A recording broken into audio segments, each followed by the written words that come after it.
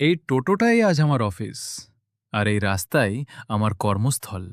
High, আমার নাম মাজিদ। আমার গল্পটা হয়তো খুব সাধারণ, কিন্তু এই সাধারণ গল্পের পেছনে লুকিয়ে আছে হাজারটা স্বপ্ন।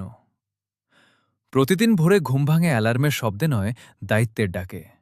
ঘুম চোখে টোটো নিয়ে বাড়ি থেকে বেরিয়ে পড়ি, কারণ আমি জানি আজ যদি থেমে যাই তাহলে আমার স্বপ্নও থেমে যাবে। মালিকের কাছে গিয়ে মাল তুলি, তারপর একটু খেয়ে শুরু হয় আমার সারাদিনের পথ চলা। আমি একজন সেলসম্যান। লেজ, কুরকুরে আর ছোট ছোট খাবারের প্যাকেট নিয়ে এক দোকান থেকে আরেক দোকানে ঘুরি। কেউ হাসি মুখে কথা বলে, কেউ ব্যস্ত থাকায় ফিরিয়েও দেয়। তবুও মন খারাপ করি না, কারণ আমি জানি সাফল্য একদিনে আসে না। রোদের তাপ, বৃষ্টির ভেজা রাস্তা, ধুলোমাখা পথ, সব কিছুর সঙ্গেই বন্ধুত্ব হয়ে গেছে।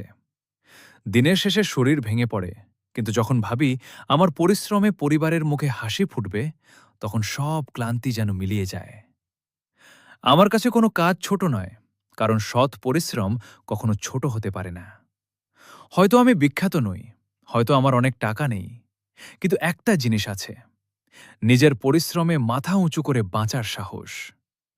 আজ যে মানুষটা লড়াই করছে, কাল সেই মানুষটাই নিজের গল্প দিয়ে অন্যদের অনুপ্রেরণা দেবে। যদি আপনিও জীবনের জন্য প্রতিদিন লড়াই করেন, তাহলে একটা বন দিয়ে জানিয়ে দিন, পরিশ্রম কখনো বিশ্বাসঘাতকতা করে না।